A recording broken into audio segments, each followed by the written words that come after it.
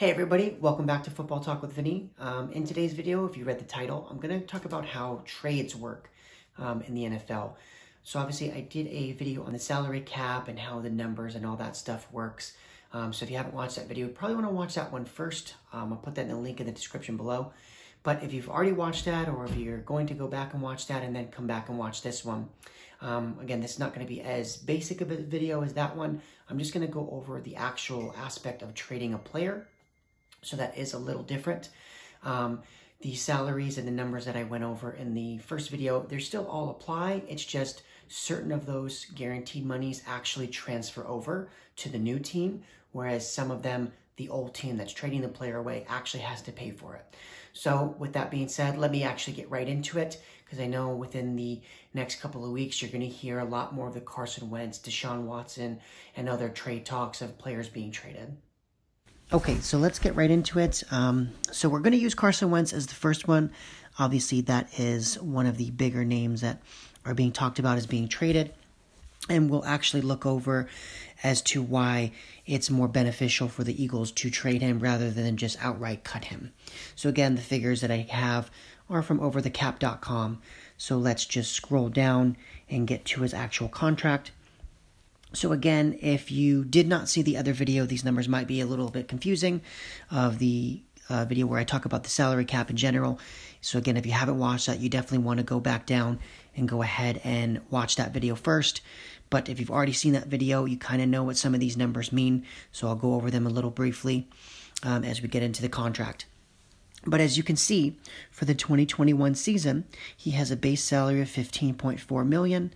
His prorated bonus is 9.273536.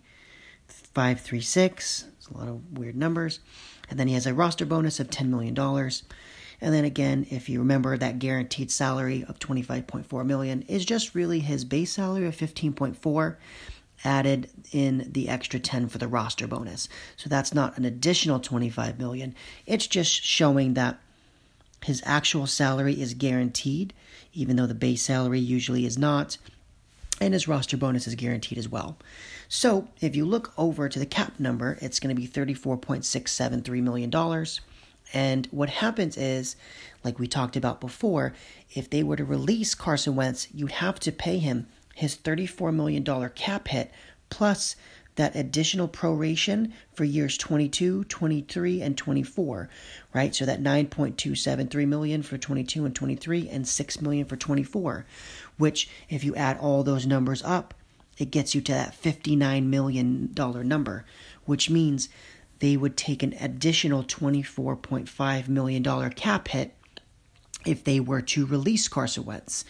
Now, the reason why you trade him is if you push this little drop-down menu up here and you go up to trade, the numbers actually get a little bit different, as you can see. So now when you see on that number on that right, shows $33 million, not $59. So they'd actually save about $800,000. Now, why is that? So what happens when a team trades a player is the new team actually takes on the base salary and any roster bonus and guaranteed salary, right? The only thing that the old team has to pay at this point when you trade a player is just the prorated bonus.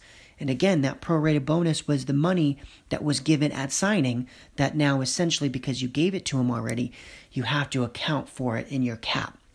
But the guaranteed salary and the roster bonus has technically not been paid yet, so the new team acquiring them, would have to pay that money. So now, the reason why the cap hit would still be 33.8 is if you take the 9.27 times 3, right, for 21, 22, and 23, and then the additional $6 million, that actually gets you to the 33.8 figure. Now, the reason why this makes sense is if you were to trade Carson Wentz and you take a $33.8 million cap hit this year, even though when you look and say, well, if he's on my roster, I only have to pay him $34, why wouldn't I just keep him? The reason why that makes sense is because obviously, do you want to go into the season with Carson Wentz and Jalen Hurts, kind of, I guess, competing for the job, or you kind of deciding who do you actually decide to become the starter whoever is the starter, are you going to have problems with whoever is the backup, right? Is your locker room not going to like the decision of maybe starting Carson Wentz over Jalen Hurts, right? So you make the decision to trade the player, and then what happens is, yes, sure, you take a $33.8 million cap hit this year, but next year, see how his cap number is 31.2, all of that would actually be gone. He would actually have a $0 as his cap hit. So at that point, you would free up, if you're Philly, $31 million. Whereas if he's on your roster this year, well, only 9.273 of that money was a prorated bonus. So that means next year, if you try to cut him, you still have to pay him the 9.273 for 22, 23, and 24, which would make his cap hit a little higher, right? You're talking 18, about $24 million, $24.5 million. You'd have to pay him. Oh, the number's right there. So 24.547, right, is what you would have to pay him if you released him, as opposed to his 31. So what you would be doing is having a $7 million savings next year if you tried to trade him. Okay, so now quickly we'll go over Deshaun Watson. So obviously there's been a lot of rumors of Deshaun Watson wanting out of Houston, so we'll go over how that works in terms of how much money does a new team have to pay for that acquires him, and how much money would it cost the Texans to actually trade him. So if you could see here, right, if they were to release him, which again, that's not going to happen, but they would have to pay him $67 million, which is 51 more than his cap hit of 15.9 would be for this upcoming season. But again, as we said before, if you just push this little drop-down menu and go to trade, the numbers will adjust for you so you'll get to see it. But essentially, you would have to, or not you, the Houston Texans would have to pay the $5.4 million for the last 4 years in 21, 2, 3, and 4, which comes out to $21.6 million. So they would have to pay an extra $5.6 million to trade him. But again, he's someone that if he actually does not want to play for you, you almost have no choice to trade him. But because obviously he's a much better player than Carson Wentz, they're going to get a significant trade package for him.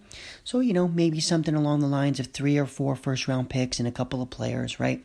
So, yeah, you would have to take a cap hit for this year of an extra $5.6 million. But next year you would free up $40 million, right, to pay for some other players. And obviously you're going to use those 3, 4, 5 first-round draft picks to have to essentially rebuild your roster. But as for the new team that acquires him, right, the new team will have to pay $10.5 million essentially this year, right, because that would be his base salary minus the proration. And then, next year, they would owe Deshaun Watson that $35 million. And then the year after, it would be $37 million because the new team would take on the $20 million in base salary and the $17 million in the roster bonus. So you'd have to pay him $37. And then obviously, as you can see, the last 2 years is $32 and $32, right? So when you look at it, it's pretty reasonable, right? You pay $10.5 million for Deshaun this year, then $35, then $37, then $32, and $32.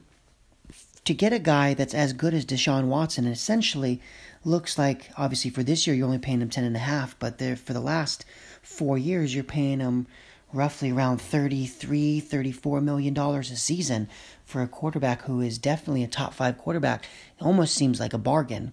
Right now, obviously, you're going to have to trade a lot of draft capital or a lot of good players to get him, but you're essentially going to be getting top 5 quarterback play for probably that $34 million number is probably around top 10 quarterback money.